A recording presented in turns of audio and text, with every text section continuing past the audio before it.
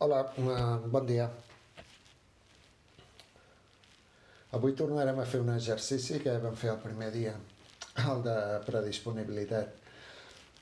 El faig per dues raons. Primer, per actualitzar la gravació, perquè hi ha molta gent que senzillament per ser el primer i perquè tots tenim els mòbils superplens i tal, els anem esborrant i crec que és interessant tenir-lo sempre a mà perquè és un exercici absolutament poderós, almenys des de la meva experiència.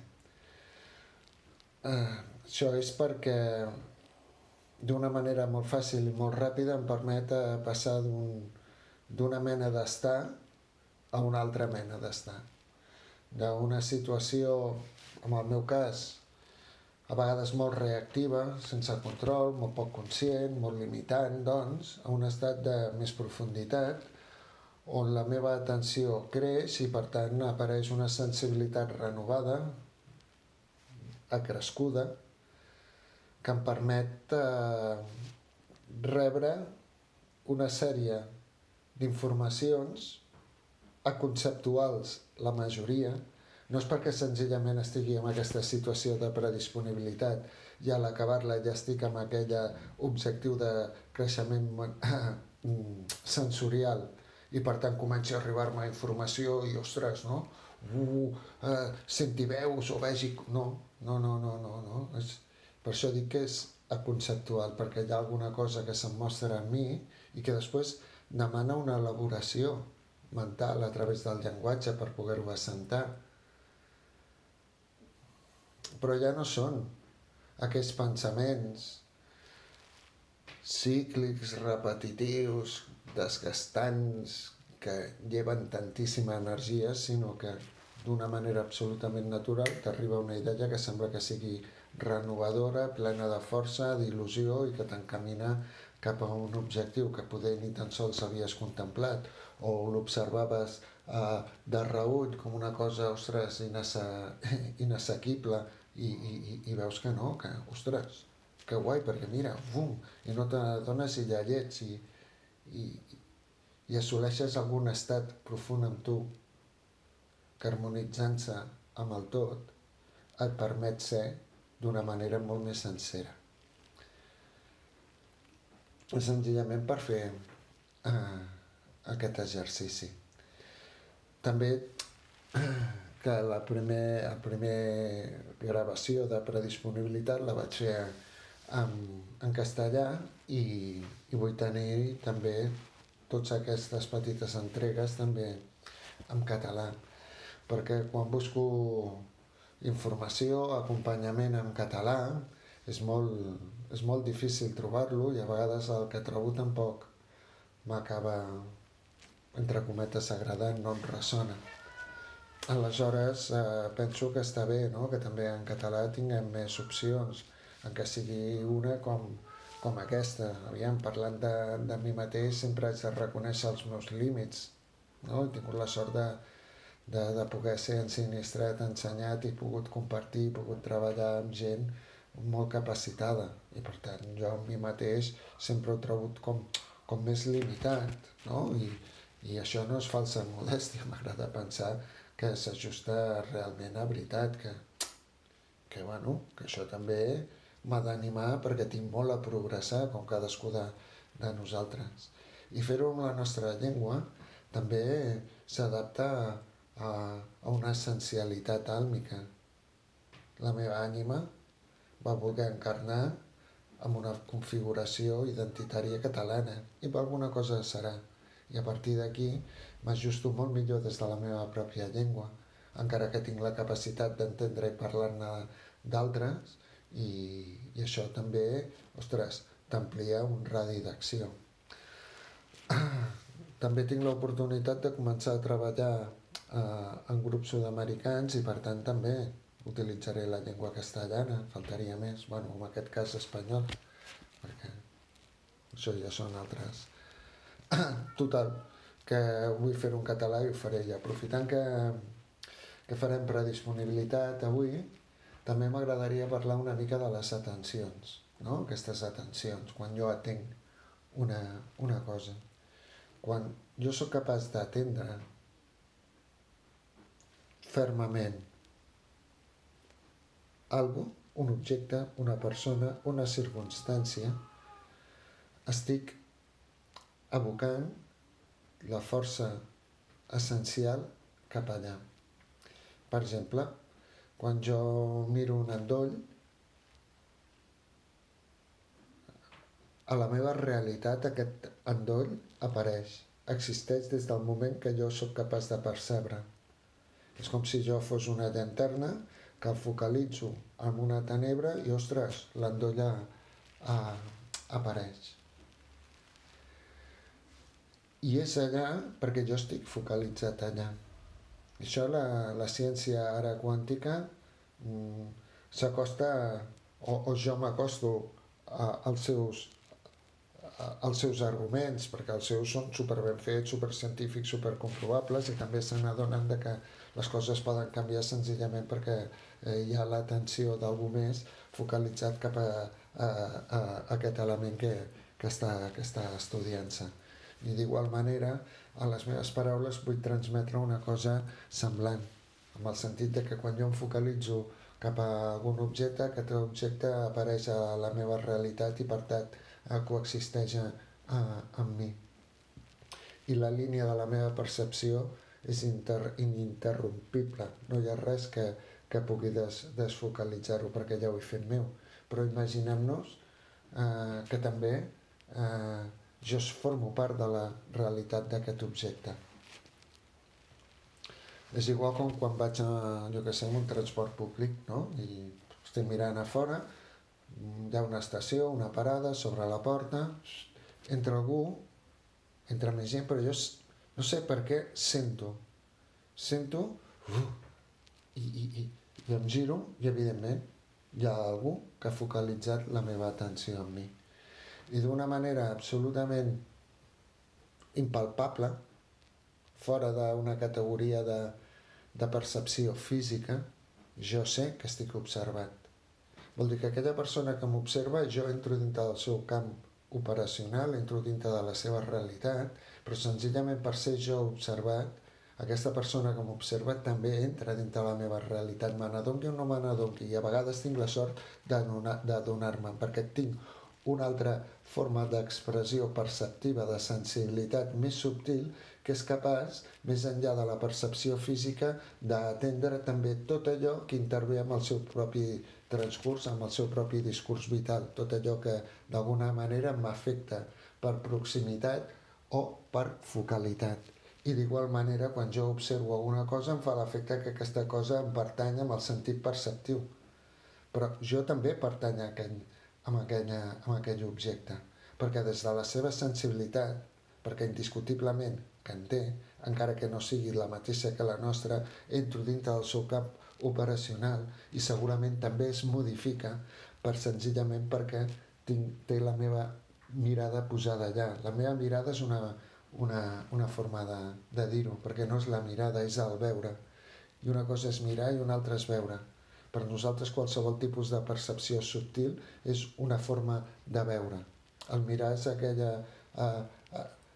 aquella disposició física, ocular, òptica, visual, que em permet des de la capacitat visual d'obtenir una informació d'aquella llum que és reflexada en aquell objecte. Jo capto a través de la vista. El veure és diferent. El veure entra dintre d'aquest camp més abstracte, més de l'intent, més nahual, entre cometes més espiritual, que em permet establir aquest tipus de relacions comunicatives, perquè és comunicació, encara que no sigui a través del llenguatge ni a través de cap procés mental. Estic comunicant i estic sent comunicat, estableixo aquest diàleg íntim i profund amb les coses, però senzillament perquè estic veient, no tan sols mirant. I per tant la predisponibilitat em permet passar d'aquest primer estat de mirar a aquest empar de potencialitat que és el veure. Quan jo em focalitzo en alguna persona, en algun objecte, estic enviant cap allà tota la meva energia. Evidentment que no tota, però sí una molt bona part, perquè l'estic atrapant i al mateix temps estic sent atrapat i estem conformant-nos amb una unitat, cosa que hem estat parlant i treballant en àudios anteriors, no? Allà on dèiem que hi ha capes de mi que es barregen amb les capes del tu, allà on jo començo a ser tu, on tu comences a ser jo.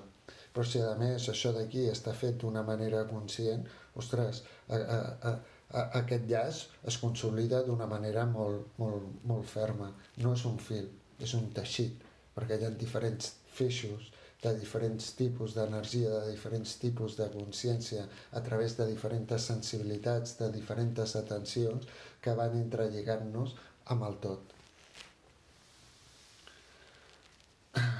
Tenim doncs aquesta primera atenció, que és un mirar, no? Que em permet estar en aquest món d'una manera funcional, d'una manera quotidiana, allò que hem establert entre tots, sense moltes qüestions profundes, i per tant d'una manera molt superficial estableixo les meves relacions i la meva vida tan condicionada, tan limitant, i gairebé sempre d'una manera molt colpidora, molt patidora, no? Hi ha sofriment amb la majoria de les relacions que jo tinc amb el tot i amb tots, perquè hi ha una qüestió molt egoica i també molt animal, no? De supervivència i per tant identitària, aquest jo que vol establir-se. Vull dir que encara que a vegades tinc evidentment també capacitats generoses i compassives amb el meu entorn, sempre hi ha aquest sotafons, no?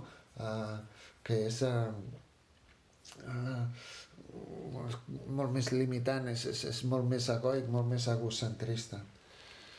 A vegades quan explicàvem els xacres dèiem, no? Que molts d'ells estan representats per flors de loto, i la flor de loto neix amb un subsol molt fangós, que és aquesta realitat tan egoica, que a través d'un camp aquós, emocions, és capaç de tirar la tija cap amunt, buscar la llum, i quan arriba a superfície obre els seus pètals i la seva fragància a la llum solar, que també hem estat parlant aquests últims dies de la importància de l'energia solar, nosaltres que som fills d'aquest sistema solar. Aquesta primera atenció és aquest fangueig, és la part més reactiva, més limitant, més condicionada, i també la que em dona l'oportunitat, el substrat, la fermesa per arrelar i tirar cap amunt, per trobar aquella llum que també sóc jo. Però imaginem-nos que ara, imaginem-nos no, ho podem fer, senzillament per tancar els ulls, entrem en un altre estadi, senzillament per entrar en mirada interna, que és molt més sensible i pot escoltar molt millor tot allò que està succeint a nivell físic, mental, emocional, energètic, senzillament per tancar els ulls. Mirada interna, una gran eina. Però em serveix per escrutar-me, sobretot a mi mateix. Aquesta sensibilitat neix pel fet de que som animals mamífers, i els mamífers desenvolupen molta informació a través del sentit de la vista. A través del sentit de la vista arriba tantíssima informació que necessitem un hardware nou. Necessitem molta més potència per poder processar tantíssima informació, amb la qual és un dels processos que ens fa créixer el cervell i fins i tot especialitzar-nos amb un hemisferi dret, amb un hemisferi esquerre, que també ho han contemplat, tot això. I això, des d'aquest cervell que transcendeix el reptilià, comencem a comunicar i a interrelacionar-nos d'una manera més compassiva, entre moltes altres raons. Aquesta mirada interna, doncs, apaivaga tots aquests estímuls externs, que són també estímuls d'evolució, però que ja no estic a la fora. ja no em tanco, i això m'empara, em dona seguretat, perquè tanco els ulls perquè em sé segur, si no els hauria de tenir oberts.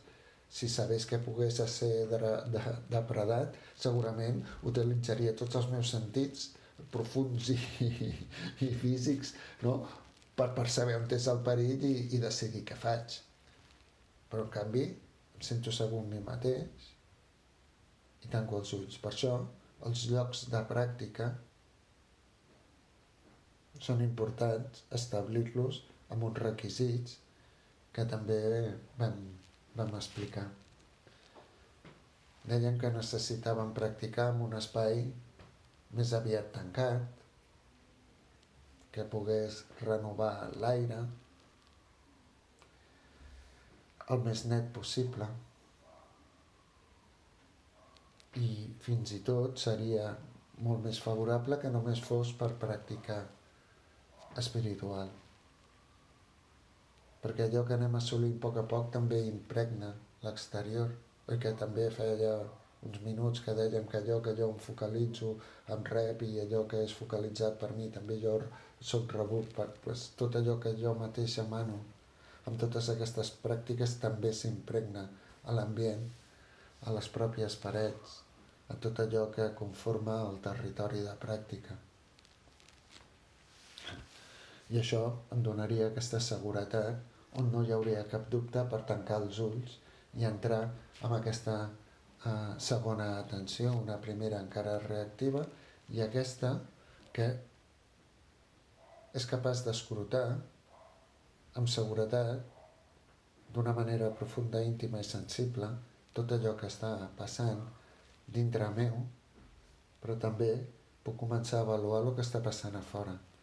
Però me n'adono que m'estic avaluant a mi mateix i a la fora des de mi mateix, i la primera atenció deia que era reactiva, vol dir que era jo reaccionant a un estímul. Sempre hi ha aquest jo.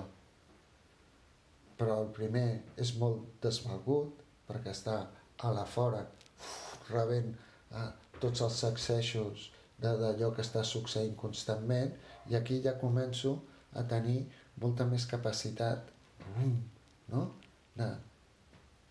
de sentir-me a mi mateix d'entotsolir-me, però encara està referenciat a mi mateix. Tinc la capacitat d'anar aprofundint. Puc aprofundir tant que hi ha una part de mi, que ets tu, i una part teva, que és jo. Puc fins i tot arribar a sentir el que els altres senten. Puc arribar a percebre tot allò que m'envolta i en canvi no té un contacte directe físic amb mi. Allà on jo començo a ser tu, on tu comences a ser jo, però torna a haver-hi aquest jo, encara segueixo referint-me a mi mateix. Però si aquesta pràctica s'aprofundís tant i tant i tant i tant, havent establert aquest diàleg entre tu i jo, perquè ja no t'estic mirant, t'estic veient, i t'estic veient tant, m'estic identificant tant, m'estic fonent tant amb tu i tu tant amb mi, que podria ser que des del teu sentir jo em pogués seguir experimentant a mi mateix, des del teu sentir, allà on tu ets jo, sent jo, tu, es fon, però segueix havent-hi el jo. Vol dir que aquesta part més reactiva, aquella més interioritzant, aquella on em començo a barrejar amb l'exterior, totes elles tenen encara aquest component de jo, de mi mateix.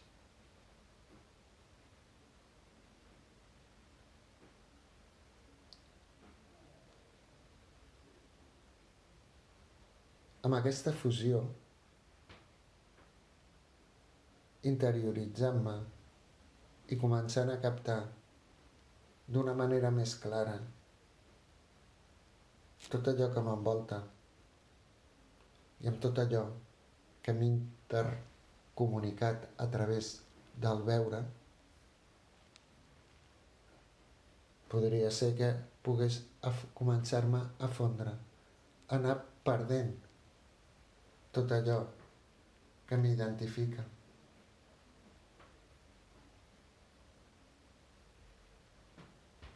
Tot allò que m'identifica m'encapsula. Tot allò que m'identifica em separa. I puc experimentar aquesta percepció del tot. Però només fa falta que vulgui tornar-ho a raonar per poder-ho comunicar, igual com intento comunicar alguna cosa cap a vosaltres en aquest instant,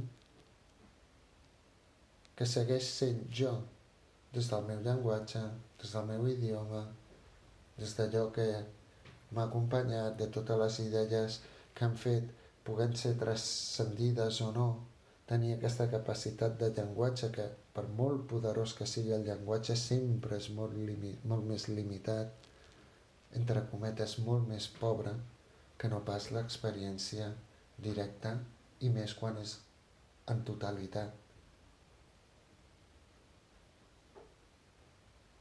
És amb aquesta tornada per poder-me explicar on em segueixo referint des de mi mateix, des del jo. Però hi haurà un moment que jo hauré de deixar la meva identitat. Hauré de deixar tot allò que sóc capaç de veure. Tot allò que en un principi tan sols mirava. Hauré de deixar la meva història personal i la meva importància personal endarrere. Hauré de transcendir absolutament tot. Tots aquests vehicles que m'han conformat i m'han permès experimentar amb aquesta constitució humana. I això és el trànsit cap a la mort, cap al més enllà, cap a l'altra vida. I si no tenim un record clar d'aquella experiència que àlmicament se'ns diu que han fet tantes vegades, no deixa de ser, abans que succeeixi, un procés creencial, de creença. I aquesta creença encara es refereix a mi mateix, a aquest jo. Només quan faci el pas a l'altra banda del mirall, veuré que hi ha una part de mi que ha de ser abandonada, desferrada, desapegada, no desitjada, sense cap tipus de nostàlgia, per retrobar aquella identitat una miqueta de vibració més alta, més subtil, que encara serà vehicular la meva ànima constituïda de tantíssimes experiències més enllà d'aquesta identitat que ara mateix estic mostrant. Però tot això serà experimentable quan passem aquest umbral. Mentrestant, haurem d'anar condicionant-nos amb tots aquests vehicles més densos, més bruscos, més grotescos. Matèria, emoció, pensament, reacció. I des d'aquí comencem a focalitzar en presència,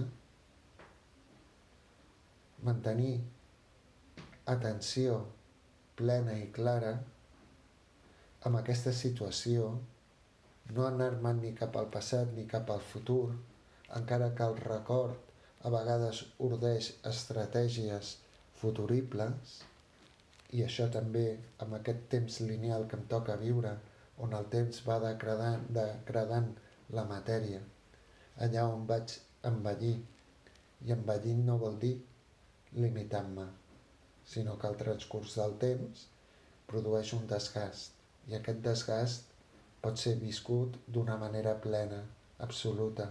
No cal que visquem sempre en la tercera planta del Corte Inglés, no? La planta de la joventut, de la primavera, perquè després això ens crea frustració quan el nostre ascensor no para ja a aquesta planta.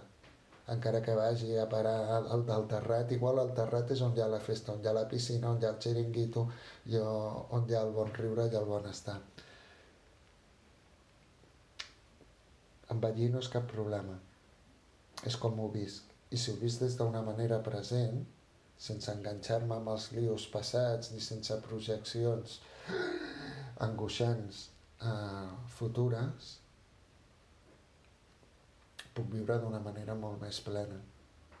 Si és que sé delimitar en tot moment quin tipus de percepció necessito, a través de quina mirada, a través de quin estadi perceptiu. Perquè jo me'n puc anar molt enllà, però estant tan enllà, millor que no agafi el cotxe, no? Millor que no encengui el foc per cuinar. Hi ha un moment per tot, i tot es pot fer d'una manera molt present, acceptant la situació que marca el devenir d'aquell instant, que finalment és sentit, percebut, experimentat com un instant etern. I amb aquest instant etern ja estic transcendint les conseqüències inqüestionables del temps lineal. Perquè si jo estic pelant una patata i només pelant una patata, si jo estic parlant i només parlo, no hi ha ni ahir ni demà. I aquest instant present no pot ser ni copsat. I això depèn de les percepcions. I la predisponibilitat m'ajuda a fer aquest primer pas. I allà on jo sóc més sensible, on estic obert a mirar i a ser mirat, a veure i a ser vist, estableixo una sèrie de capacitats que m'ajudaran a les pràctiques que segueixin a la pròpia predisponibilitat, unes pràctiques que la seguiran amb molta més intensitat, d'una manera més ponderada, acceptant els meus límits, però també les meves potencialitats, perquè des del veure tot es potencia, i això és predisposar-nos. Per això és interessant predisposar-nos, i jo ofereixo un tipus de predisponibilitat, però n'hi ha moltes. Tot allò que m'ajuda a traspassar la barrera més física, de percepció més matèrica, ja és una predisposició. Quan entro en respiració conscient, ja és una predisposició. I per tant tinc diferents eines que em van passant d'una banda a l'altra fins a arribar allà on em pertoqui en aquest instant ser, que no està. I, bueno, no sé, fins aquí el que volia dir. De moment, el que volia dir de percepció i predisponibilitat. Tallo aquí aquest discurs. Espero no haver-vos adormit, i perquè ara, si voleu, tocarà fer la pràctica. Un instant d'experiència és millor que 20 vides teòriques. Doncs fins ara.